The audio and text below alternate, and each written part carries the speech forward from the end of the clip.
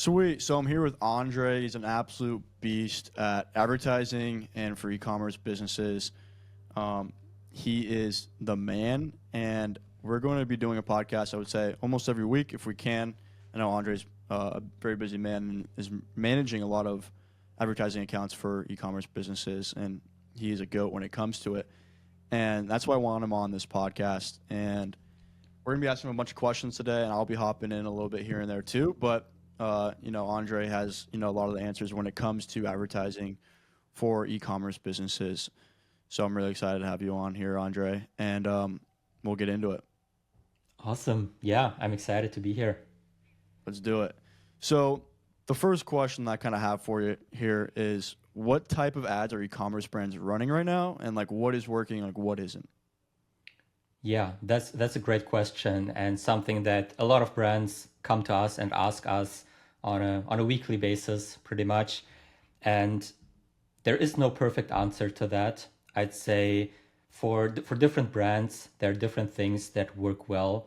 What we see across all the accounts, all the brands that we work with to work the best right now is like you need to have video content and image content in your ad account, so you can't only have one of those two.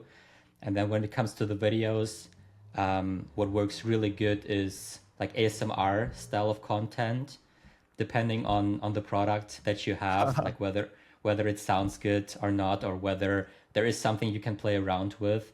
But surprisingly, like ASMR videos have been crushing it for us the last couple of months. Then obviously user generated content still works good, even though it's not as easy as it was like 1 or 2 years ago. Back then, the script of the UGC video could be very basic and it still performed really good. Nowadays, like everyone has been running UGC content and the customers know about it. They can look behind it and they know that those are ads and those are oftentimes not real people. So you really have to focus on having a good script and making it as authentic as possible. Um, then Yeah, I fo- mean, we've seen that a lot with the brands that obviously that we work with UGC content is that it has to be really good UGC content. It can't look like UGC content because if it does, then people automatically know, this is a user generated video. They're just doing this to, sell their product. It's not actually like a real review, and people see right through it, like what you're talking about right there. I think also like kind of what I've seen recently too as well is a lot of in-person like talking videos, going up to people, like interviewing them, giving them the oh yeah. product or having them like try the product right there on the spot. I've seen a bunch of videos on some ad libraries on Facebook from some big brands out there like BroGlow and this brand called Comfy, which is a weighted like hoodie or weighted sweatshirt, and they have on their page for advertising is in person talking videos where they grab a person random on the street and send them or have them try on the sweatshirt, and it works great. I mean, they get millions of views, and they also work well with advertising because that organic content does really well on advertising as well. That's what I'm trying to say right there. And they probably, I mean, they do millions in revenue. So I think any brand that's kind of struggling or just putting out like static ads, maybe, if you're able to go interview someone on the street randomly and, have a nice quality camera to do it, I would say go do it. You know what I mean? If your product's, in the beauty space or, it's just a general product that they could use right there and then on the street, go for it. Definitely. Yeah, I totally agree. We haven't tried it with any of the brands that we work with yet, but we've seen it across a lot of like big brands and they're really, yeah, they seem to perform really good. So definitely something I would try. And generally, a lot of brands should try to use more storytelling in their ads. And you can do that like with those interview videos. You can do that with founder ads. You can do that with UGC content. Like you can do it with all of them. Just try to, yeah, tell a story in the ad because that really makes people like listen to it and pay attention to it, and then you can start building this connection with the brand. Yeah, I think that's like one of the biggest things is storytelling. If you look at Apple, they did a really good job at storytelling, and that's basically their entire brand. Um, Going back to what you do, so obviously Facebook and Google Ads, you don't really dip into TikTok advertising, right? Not really. We've tried it with a couple of brands, but with all the brands that we've tried it so far, Meta was always performing better than TikTok. So we tend to allocate the budget there. Yeah, I feel like TikTok advertising versus Meta advertising is a completely different beast. Like it's totally different ad creatives and a totally different style of advertising. And so you need to have a completely different strategy going into that versus, Meta. Would you And agree on that? you need way more creatives. That's definitely something that we noticed. Like on Meta, if you have a good creative, it can be like very profitable for a couple of weeks, sometimes even a couple of months. And with some accounts, we had like the same creative perform good for more than a year now. With Hmm. TikTok, you basically have to launch a bunch of new creatives every single week and really pump out the volume, because even when you find a winning creative, it performs really good for a week or 2 weeks, and then it stops performing, and you have to find a new one. Gotcha. Okay. Yeah, because I mean, obviously, I've never really tried TikTok advertising. I've done it a little bit with one brand, but I didn't see too many good results, and I was like, I'm just gonna stick with Meta advertising because that's my bread and butter. You know what I mean? I know that the best. I'm not gonna go start going into TikTok and learn that entire beast yet. But Yeah. yeah, no, that's really good that you tried it, and obviously now that we know, it's a completely different thing compared to Meta, where you got to test a bunch more creatives. Um, Go on that aspect though. What have you seen be more successful as an advertising platform? Google, Meta, TikTok. Which one would you say is like dominant in those three? It's very difficult to say like which one is the best, because it really depends on the business again, on the brand, and where you're currently at. Um, I would say Meta and Google are definitely the two best ones and two biggest ones. There are like Hmm. TikTok, Snapchat, Reddit, all those other platforms, but from what I've heard, from what I've tested so far, Meta and Google are always the two biggest ones. And in most cases, it shouldn't be a one or the other. You should have both of them, and they both should um, be together in your marketing strategy. But generally speaking, if you have a product that where there is a lot of demand for, and people are actively searching for it online and actively looking to buy it, then Google is usually better, because then you can really go heavy on the search ads, the shopping ads, and target people who are actively searching for your product and are already in buying mode, and just try to capture as many of them as possible. And with Meta, it's more like push marketing and demand generation.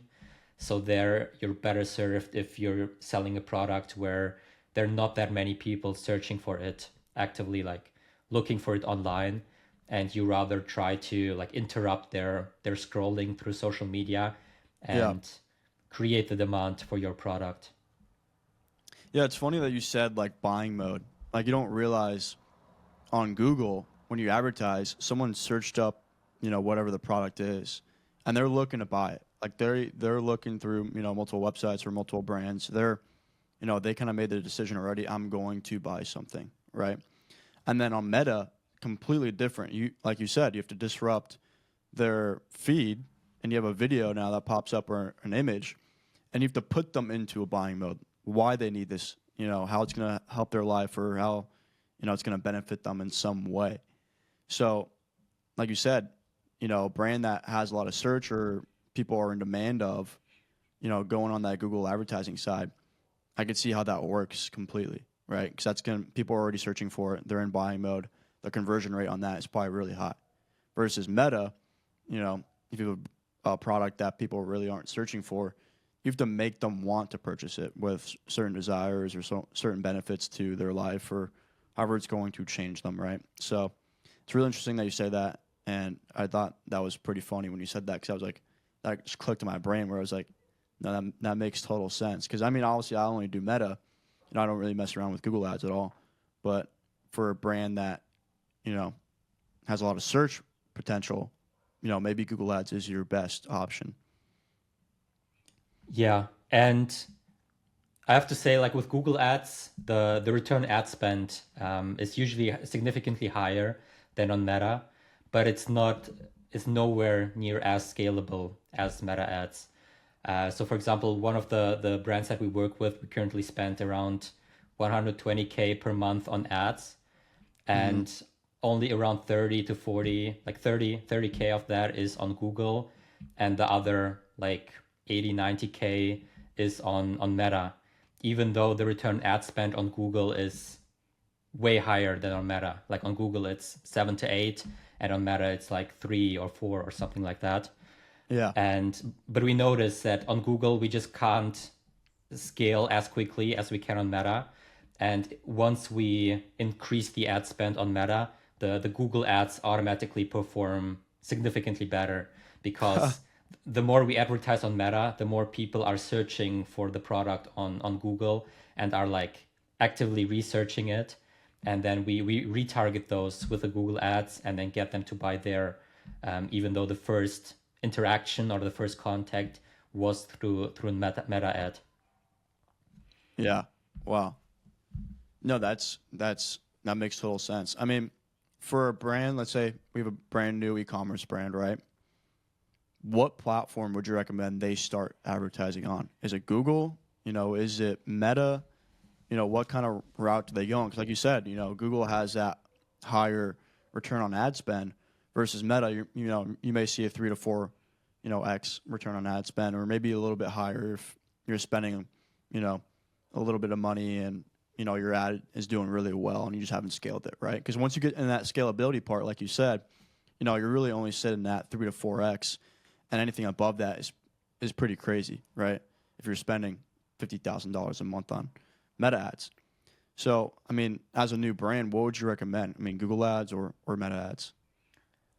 I'd say it depends on the nature of the product. If it's a product that like a lot of people search for online and are like actively Googling it, searching for it, then I would start with Google and at the same time do as much organic content on social media as possible, but allocate like more of the budget on Google on Google Ads.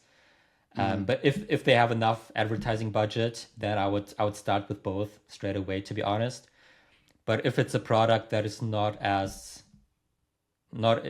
as high demand and not as many people like search for it online, then I would definitely recommend starting with Meta to really find the right audience and get the people to engage with the content and then get them to your website and get them to buy. Because with Meta, it's like once you crack Meta, it's significantly easier to scale. With Google, Yep. in the beginning, you might be more profitable, but you will not be able to scale the brand long term because you're always limited on the search volume or on the audience that you're targeting. Gotcha. Okay. No, that makes complete sense. I mean, a lot of search volume, go for it. You know, run Google ads. But if you don't have a lot of search volume, you know, don't run Google ads. And I think there's an easy way to actually calculate search volume, right? You can just go on to, like, there's a Google website, correct? Yeah, there are a lot of different tools. Like there's a Google tool, then there are tools like SEMrush, and like a lot of keyword tools that you can use to find the volume for the keywords. And another thing that you have to consider is the competitors. Like if there is a lot of search demand, but there are also a lot of competitors already bidding on those keywords and already in the market, then it will be very difficult to stand out, and your cost per clicks and your cost for the advertising will just be high. And if you have the time and the resources to put in amazing ad creatives and create like a bunch of good content, then I'd also go like focus more on the meta side. because with Meta, it's like more difficult in terms of having good creatives and having like enough videos, images, and everything to test and to see like what works. But if you have the time and the resources to do that, then I would also go with Meta.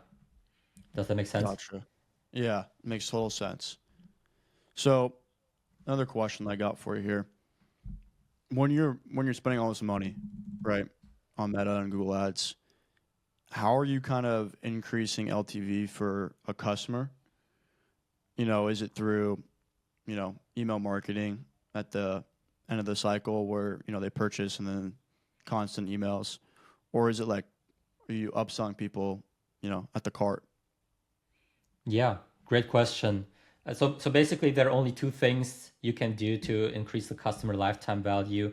One is to get them to buy more, so to increase the average order value, as you just mentioned. And Hmm. the other one is to get them to buy more often, to increase the frequency of the purchases and increase the customer retention.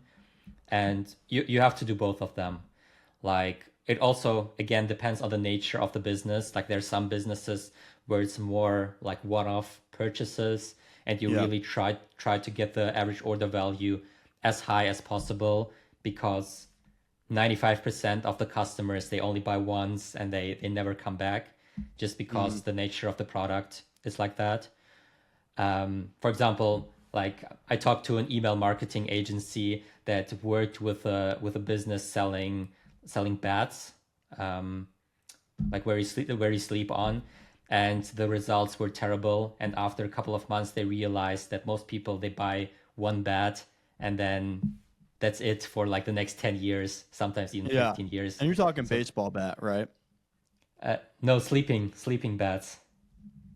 I have no clue what that is. What is that? Is it where you sleep on?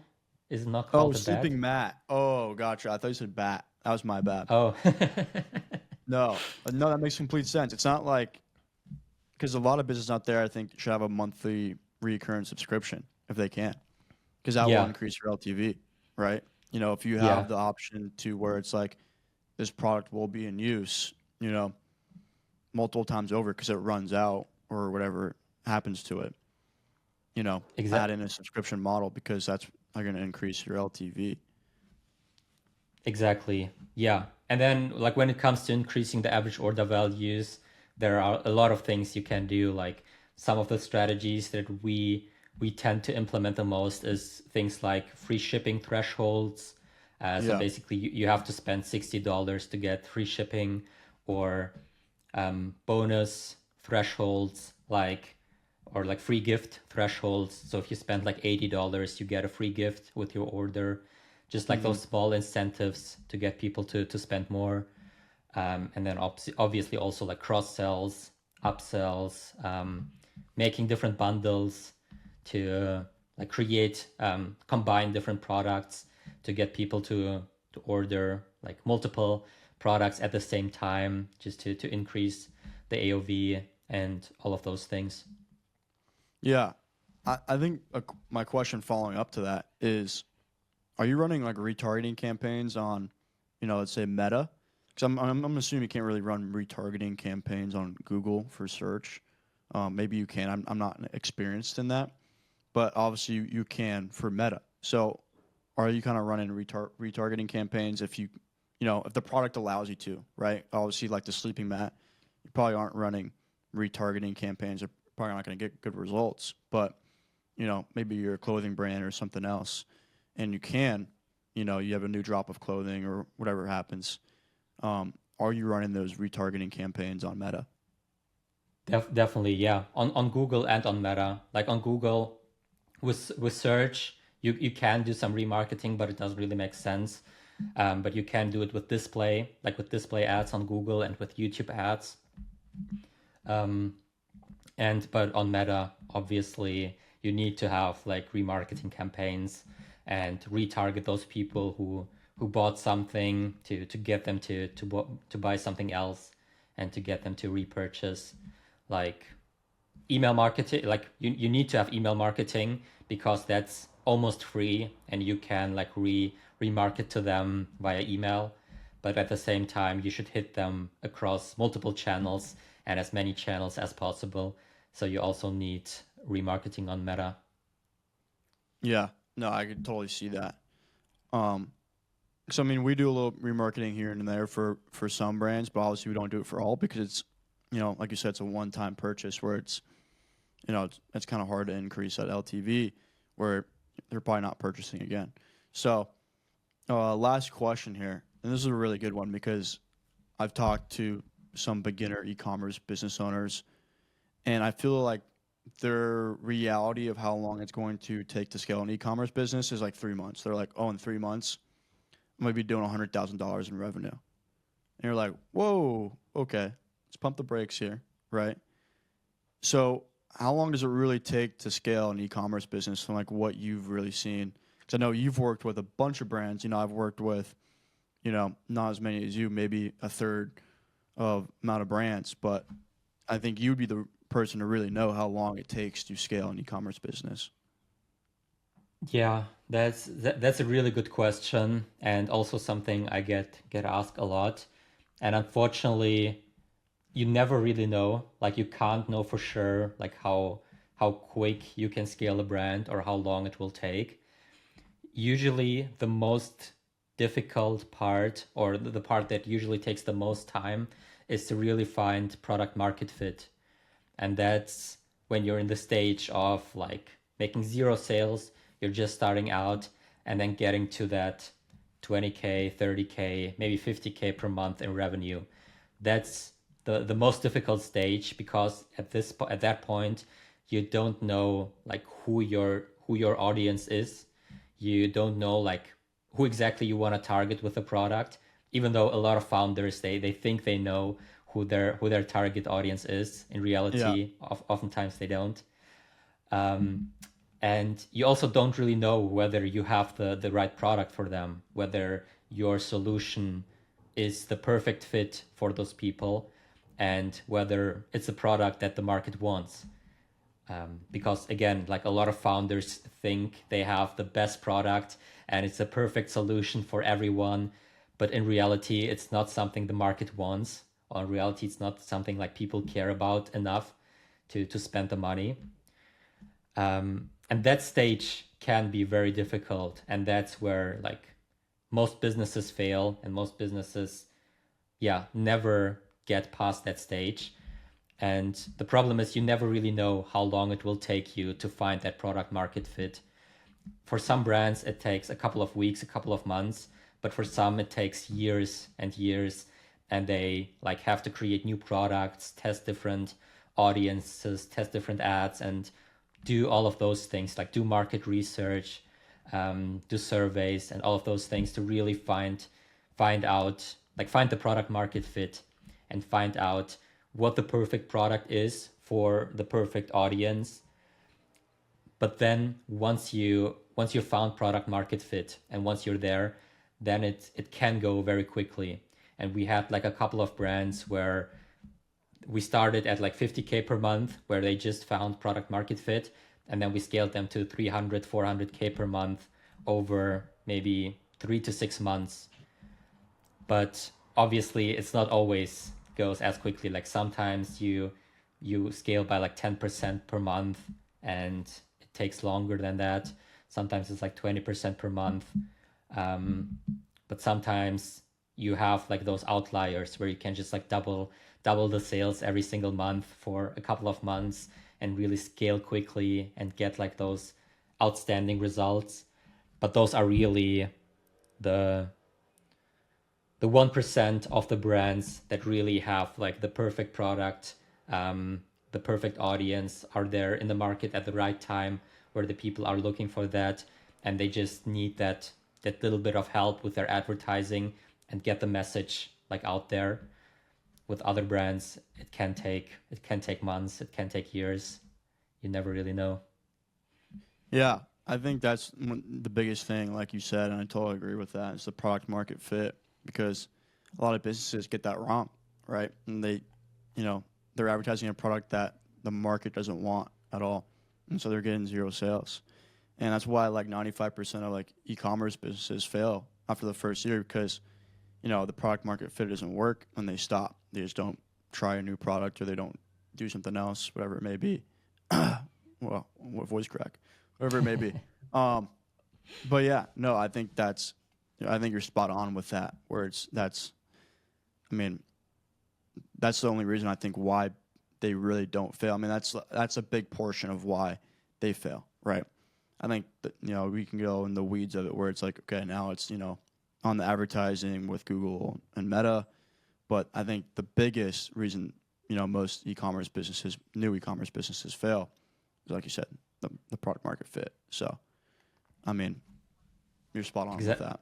Exactly. And for example, like one of the most successful brands we've worked with and like one of our best case studies, we started working with them when they were at like 20K in revenue per month, got them to 180K in like 3 months, and then to a million per month in revenue in another 12 months, which is like crazy growth. But what a lot of people don't consider is that the brand has been in business for 8 years or even 9 years before that to get Yep. to the first like 20K per month. And like for 9 years, they have been like developing their product, improving their product, selling it to like a bunch of people, selling it, finding the right audience, and all of those things for 8 years or 9 years to get to 20K per month in revenue. And then they got to like more than a million per month in revenue in 16 months or something, 18 months, which is like crazy growth. But in the beginning, it took way longer than that to get the first growth. Yeah. No.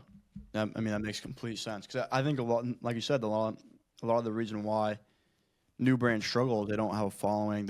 Nobody knows who they are. Like, so if you've been around for 4 years and you're at, $10,000 a month in revenue, it's going to be a lot easier to scale that business versus a new business that just hit, let's say $5,000 a month in revenue, where it's like, okay, we have to work on a bunch of different things rather than this business that has been, you know, advertising their product for a little bit here and there for 4 years, and people know who they are. They just need that scalability. Exactly, yeah. But there are also outliers. Like I totally agree with you, but there are also like nowadays there are also like cases of brands that just have like a pretty cool product and then they go viral. They have like Yeah, one ad or one creative or one content post just go off like crazy, and they scale to like seven figures in like 2 or 3 months from zero, just because of the virality, or yeah. because everything that's going on nowadays. And But then a lot that of can those also brands happen. burn out too, which is Exactly. what they burn out. Let's say they go viral for 3 or 4 months, they do crazy revenue, and then 5 months later, they're done. They're doing Exactly. $10,000 a month in revenue, whatever it may be. So a lot Yeah. of those brands burn out. I think that's why it's kind of crucial to build a stable brand where it's you're known by people. You're not scaling to $1 million a month and then boom, you're done. You got to Yeah. build a whole new business now. So that's all I really have for you today, Andre. I appreciate you coming on. Hopefully, we can do more of these. And Yeah. I appreciate you dropping some wisdom on us today. Awesome. Yeah. Appreciate you having me. Thank you, Andre. Hey, we'll talk soon. Yeah. Talk soon.